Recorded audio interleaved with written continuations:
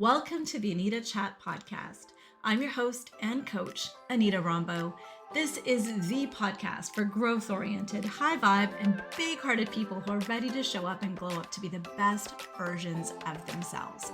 If you are ready to embrace your most authentic, aligned, and abundant life, one that feels great on the inside and out, then you, my friend, are in good company. Grab your favorite bevy, settle in. We've got lots to chat about. What's one piece of advice that I think is especially vital to each and every single one of us today in this day and age that I freely give as a life and business coach, but also to people that I mentor, friends, and firmly live by? If I could go back in time and share this sage advice, what I know now with my younger self, I would also share it with her. Are you curious to know what that one piece of advice is? Let's dive in. That one piece of advice is to stop relying on someone else for your security, for your growth, and for your freedom, and to create something of your own by becoming an entrepreneur. Now, before you roll your eyes and think, oh, here's this entrepreneur telling me to quit my 9-to-5 and go all into entrepreneurship, that's absolutely not what I'm saying. But hear me, I'm going to give you 3 reasons why I think it's so important for you to become an entrepreneur and that this advice is more critical today than ever before. So let's dive into the first reason why I think everyone should be an entrepreneur. Now, keep in mind, entrepreneurship is not for everybody, and entrepreneurship can look and feel many different ways. So I'm not in any way suggesting that you give up your 9-to-5 day job today. And I don't think you would do that anyways, but I'm just saying, right? So take what I say and apply it to the situation that would work best for you. But when it comes to meeting our universal needs, we all have certain universal needs. And one of them is the need to feel safe, to feel secure, to feel stable. In fact, that's one of our underlying needs. It's at the base or the rung of Maslow's hierarchy of needs, right? We need to feel that safety in order to thrive, right? That's one of the basic human needs. And living in a 3D world where money tends to be the predominant energy or currency, right? We need it to put food on our tables, to put a roof over our heads, to put clothing on our back. And then if we have more of it, we can do other things with it, like have experiences and enjoy it in different ways. But bottom line is we all need money. And so often a lot of us equate money or the presence of money with security, stability. And from a very young age, we have been taught that that's what we need to do. And we're doing everything in service of creating this security, this stability, this foundation to support us so that we can feel safe. And once we feel safe, then we can kind of continue to move up the rungs of Maslow's hierarchy of needs and thrive, right? That's the movement towards soulful success. A life that feels aligned, authentic, and abundant can only be met if our basic human needs of safety and security are met. So I share this all with you because it's a basic human need. This is something that should be able to resonate with every single one of us. But vulnerable share here, I really learned the hard way, but I'm so grateful for this lesson that I was equating safety with the wrong things. So real security and stability in my mind comes from being an entrepreneur, which might seem counterintuitive because many people would probably think that that is so incredibly risky. But when we think about the fact that most people equate safety with a steady job, a paycheck that comes every 2 weeks, we like to know what that paycheck is going to be so that we can budget for it, we can pay our bills, we can maybe save for a little rainy day, maybe have a cute little 401k or RSP. Yeah, and all that sounds pretty stable, right? And I'm going to just kind of poke some holes in it because this is what happened to me. It seems stable until it's not. Because here's the truth. If you rely on one paycheck from one company, from one employer, you're not in control. Your employer is. And in today's world, that is risky as F. Because as you know, there's so much economic uncertainty out there, right? The cost of living is going up. Our salaries are pretty much staying the same. So it's getting harder and harder to make ends meet. And those companies are also feeling those pressures, right? So they're tightening their purse strings and they're cutting budgets. And so layoffs are happening left, right, and center, and restructuring is happening. And these things are not new, but I'm just saying in the context of today's economic climate, it's even more risky to put all your eggs in one basket of an employer. When we take a look at our parents' generation, they may have had the impression that you work hard and you do good work for a company and you grow old with that company. There might have been a sense of loyalty. And our generation doesn't feel that as much. I see a lot of movement, right? As somebody who has hired and has been in the corporate world myself, I know that a lot of people don't really settle down and want to grow old with a company. But similarly, that loyalty is broken in the sense that when it comes to a business, making a decision about whether it's going to sink or swim and having to make difficult choices, they will make difficult choices, which could mean impacting your livelihood, impacting your ability to put food on the table. While we may have spent our whole life in service of creating safety and stability and security and working hard and doing the right things and getting the right grades, getting the right job, that can all go away in the blink of an eye. So my advice to you is to create something, have an extra source of income, but create something that you own, that you can be in control of, so that if your job disappeared tomorrow, you wouldn't be left scrambling. Or if you need a little bit of an income boost, you know that you can generate income whenever you need to. That is one of the reasons why I think being an entrepreneur is the best thing that you could possibly do in this climate, having something that you can control. Now, I am not saying quit your day job and become an entrepreneur. I am not trying to paint entrepreneurship with rose-colored glasses. It comes with its own set of challenges, which I'm happy to go into. But as an entrepreneur, as somebody who's passionate about entrepreneurship, I really think that there's a big opportunity for you to even create a sense of security and stability within yourself by knowing that you are in control, that should things go sideways, you can and do have something that you own, that you control, that you're passionate about, that you can invest a little bit more into if need be. Having another job would still mean that you're at another employer's control, but at least you're diversifying your risk. So at the very least, diversify your risk, but consider diversifying your risk and actually owning something that you can control, and only that can come through entrepreneurship. So that's reason one why I think everyone should be an entrepreneur.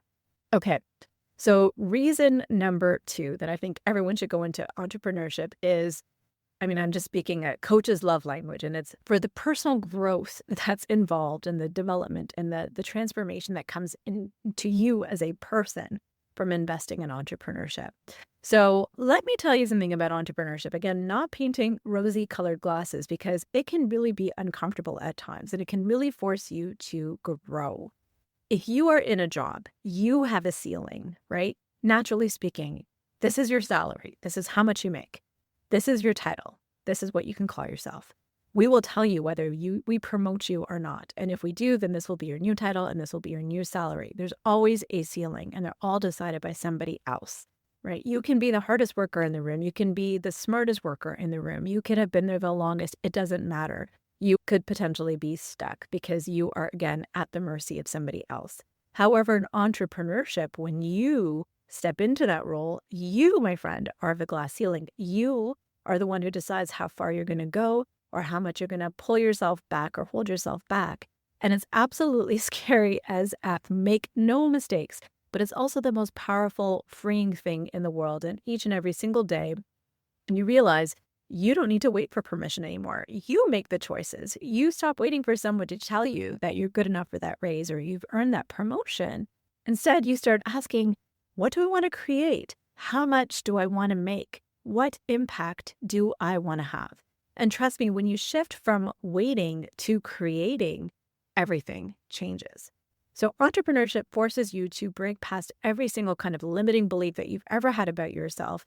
It makes you much more confident, resilient, resourceful. It tackles issues of self-worth and money mindset, all sorts of things, being seen, being judged. And once you experience that kind of growth, you'll never go back. For me personally, I would say entrepreneurship is kind of akin to having another child or having a child.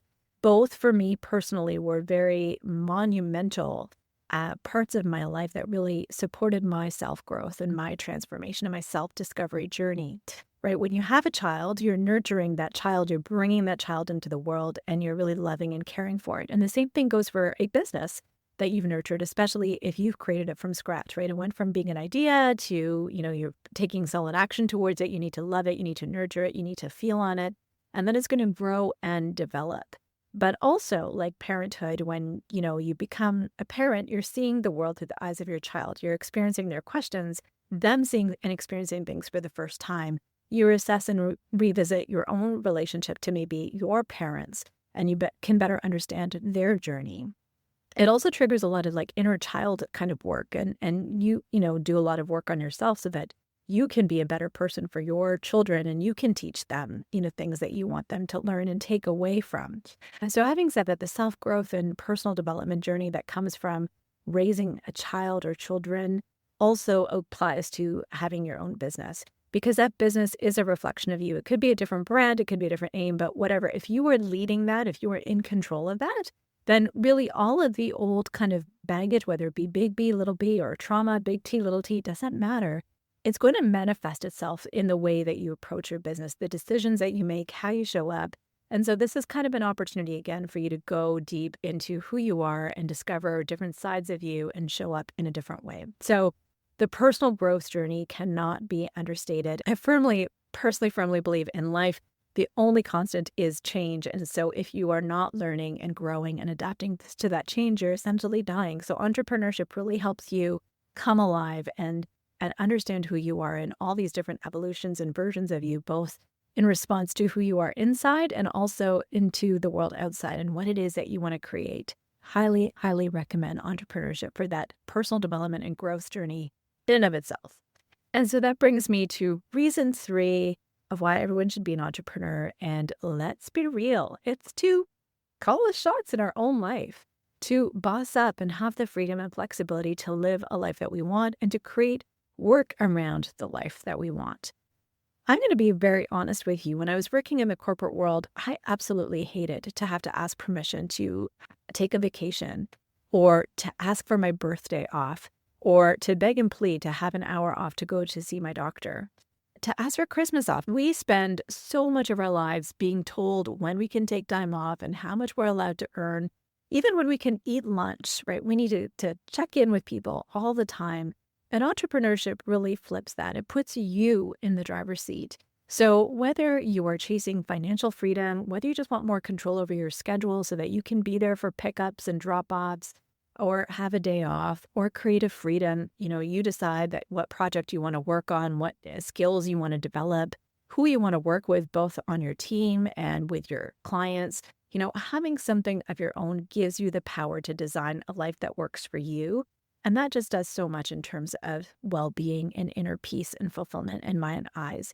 We only get one shot at this thing called life, and I don't want to spend it living by somebody else's playbook. I want to be the playbook. I want to be in control of how much money I make and what I do and how I wake up and what do I do with my days. I want to be in control of making decisions that are going to support my safety and stability and security in the long run versus feeding into somebody else's dream and feeding into somebody else's security. I think I'm worth it and deserve it. And I think you are too. And again, as I mentioned, I'm not simply saying give up everything and abandon everything and become an entrepreneur, but I'm just saying create something. It doesn't have to be a full-time thing. It can be a little side thing, but create something that you can control so that these wonderful attributes can be a part of your life too. So with all that being said, now that I've shared my advice to you and the 3 biggest reasons why I think it's so important, especially now, to be able to create something, preferably in an entrepreneurial capacity that you can own and control and choose to grow and nurture as much as you wish, I bet you are probably thinking a couple of things. You might be thinking, oh, that sounds great, Anita, but that's not necessarily for me. I'm sure that there is some version of entrepreneurship that is for you. You might also be thinking, well, that's great, okay, but I've got nothing. Like, I have no ideas. I don't think I'm really good at anything. I don't think anyone was going to want to buy what I got. I think that you might be undercutting yourself or undermining your experiences. Anything from your knowledge, your skills, your ability, your corporate experiences, products, services, all of these things can be packaged up. It all depends on what it is and creating that perfect offer to help somebody through a specific situation, or problem. Either way, if any of these things resonate with you or if anything that I said today resonates with you, I invite you to attend my first inaugural Ignite Your Light Summit. I am so excited to be hosting this free virtual online summit. It's going to be happening March 18th and 19th, and there's an opportunity to also be specifically coached and guided and have one-on-one access to me on the 3rd day if you wish. But tickets are up. Registration is open.